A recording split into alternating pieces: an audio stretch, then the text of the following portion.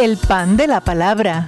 El pan de la vida. Alimento bajado del cielo para nutrir al pueblo de Dios que como peregrinos caminamos al Padre. Eterna eres Jesús, y también resurrección. Ven a nuestras almas en profunda comunión, en profunda comunión. Ven a nuestras almas, porque somos todos tuyos, Señor. Partimos el pan, lo trozamos como un gesto, como una expresión de lo que en el programa queremos vivir. ¿Qué queremos vivir? Una palabra que nutre, una palabra que alimenta, una palabra que se convierte en sostenimiento para este camino en el desierto. Cambia las piedras en pan, le dijo el demonio. Nosotros queremos cambiar el pan, no en piedras, sino en energía para seguir sirviendo al Señor. Escuchemos el Evangelio. El Evangelio está tomado de San Marcos, capítulo 9, versos 2 al 10. Jesús tomó a Pedro, Santiago y Juan, y los llevó a ellos solos a un monte elevado. Allí se transfiguró en presencia de ellos. Sus vestiduras se volvieron resplandecientes, tan blancas como nadie en el mundo podría blanquearlas. Y se les aparecieron Elías y Moisés conversando con Jesús. Pedro dijo a Jesús: Maestro, qué bien estamos aquí. Hagamos 3 carpas, una para ti, otra para Moisés y otra para Elías. Pedro no sabía qué decir porque estaba lleno de temor. Entonces una nube los cubrió con su sombra y salió de ella una voz: Este es mi Hijo muy querido, escúchenlo. De pronto miraron a su alrededor y no vieron a nadie, sino a Jesús solo con ellos. Mientras bajaban del monte, Jesús les prohibió contar lo que habían visto, hasta que el Hijo del Hombre resucitara de entre los muertos. Ellos cumplieron esta orden, pero se preguntaban, ¿qué significaría resucitar de entre los muertos? Palabra del Señor. Gloria a ti, Señor Jesús. Jesús toma la iniciativa una vez más.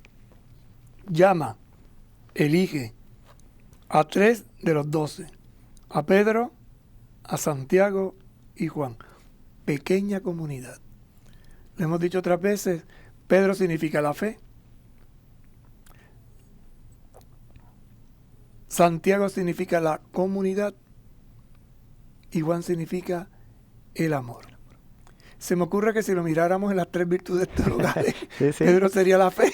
Exacto. Santiago la esperanza y Juan entonces el amor, la caridad que prolonga, ¿verdad? Por decirlo de una manera así, un poco forzado ahí, como lo quiere ver. Pero es interesante porque se los lleva a ellos solos a un monte elevado.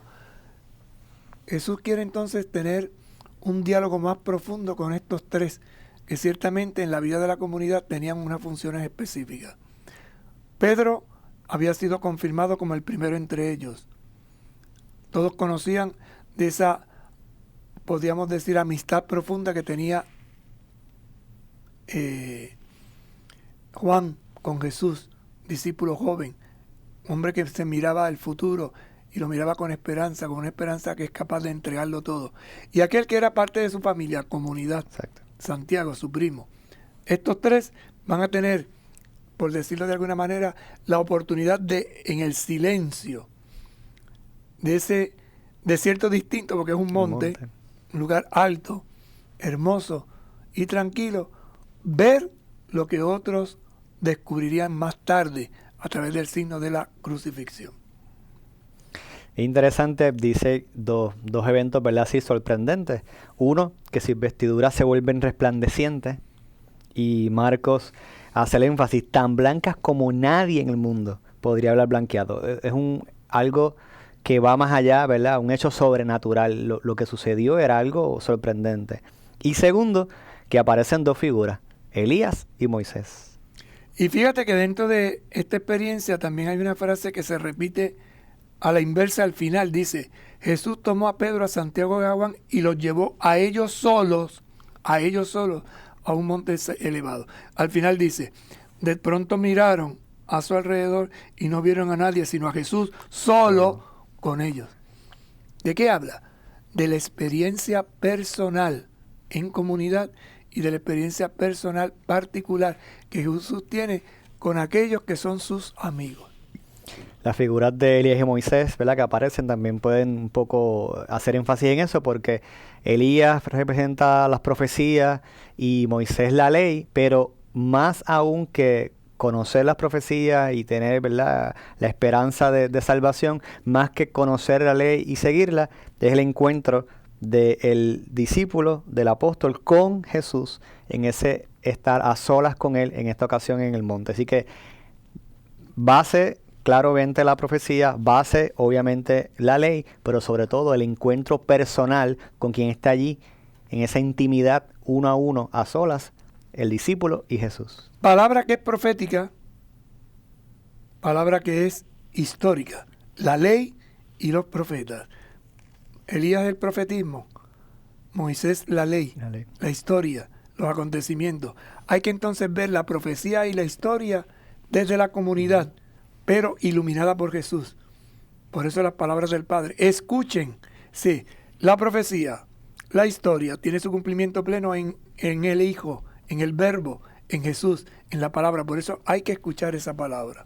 Y los discípulos que estaban allí con Jesús van a ser testigos de algo, ¿verdad?, que en otros pasajes del Evangelio ya había acontecido en el bautismo, que se cubre todo el lugar de una nube, se escucha una voz del cielo que dice: este es mi hijo muy querido, escúchelo. Así que son testigos de esa revelación que vamos también diciendo desde la semana pasada, cómo Dios se va revelando, va dejando ver su plan, y en este momento revela que la atención debe estar en las palabras del Hijo.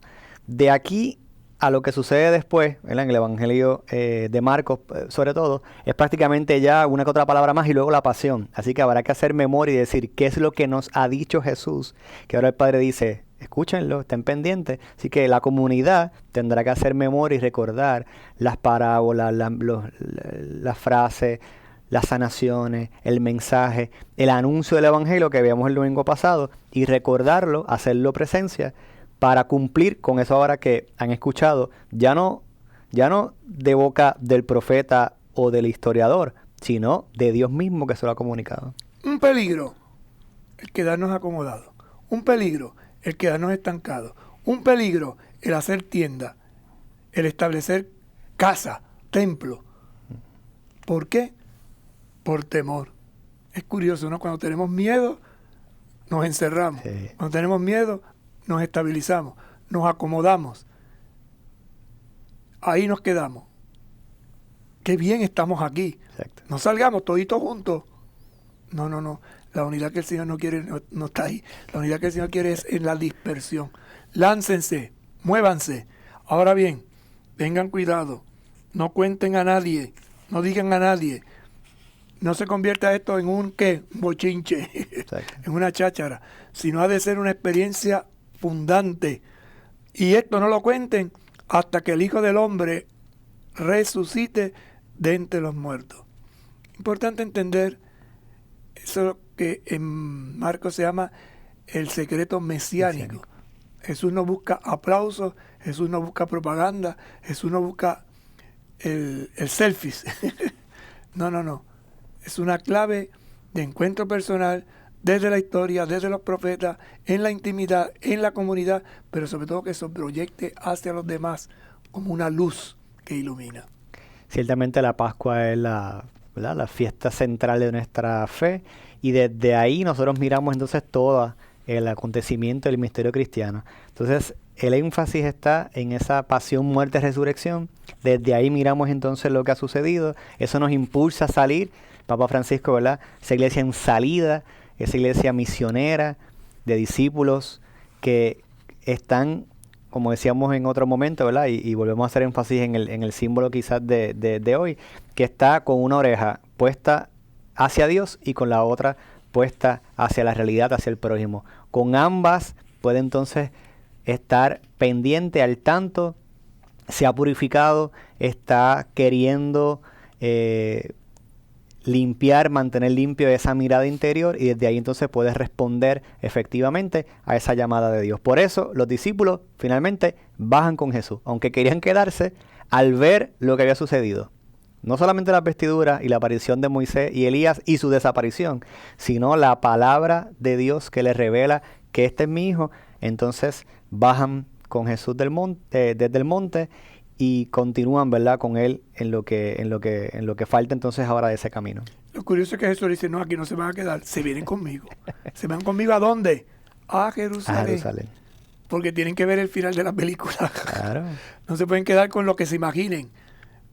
Ellos verán el cumplimiento de esta, podríamos decir, profecía visual de este misterio de la transfiguración, lo verán en la cruz, con todo el acontecimiento que vivirán. Por eso el Señor dice, no, vamos, y no cuenten a nadie, no adelanten, porque si se ponen a hablar no van a entender, la gente no va a entender, se van a confundir. Ustedes guárdenlo en su corazón, que a su debido tiempo entenderán la luz. Y es curioso cómo al final, ¿verdad?, pues ellos cumplieron esta orden, sin embargo, siguen las preguntas y siguen, ¿verdad?, y aún no entienden del todo.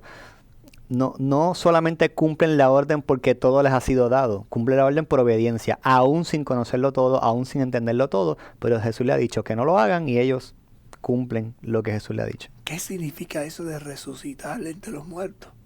Hay que esperar, hay que ver el final. Vamos hacia allá, subimos a Jerusalén. Que el Señor esté con ustedes. Y con tu espíritu. Que les bendiga el buen Dios y por eso oramos. Señor, bendice a tus fieles y protégelos constantemente. Haz que se identifiquen de tal modo con el Evangelio de tu Hijo, que anhelen siempre aquella gloria con la que se mostró a los apóstoles y puedan alcanzar felizmente. Lo pedimos por Jesucristo nuestro Señor. Amén. Hasta la próxima semana. Nos vemos. El pan de la palabra. El pan de la vida. Como pueblo de Dios, hacemos juntos un camino hacia la casa del Padre. Y da la vida eterna. Eres Jesús, también resurrección. Ven a nuestras almas en profunda comunión. En profunda comunión. Ven a nuestras almas, porque somos todos tuyos, Señor.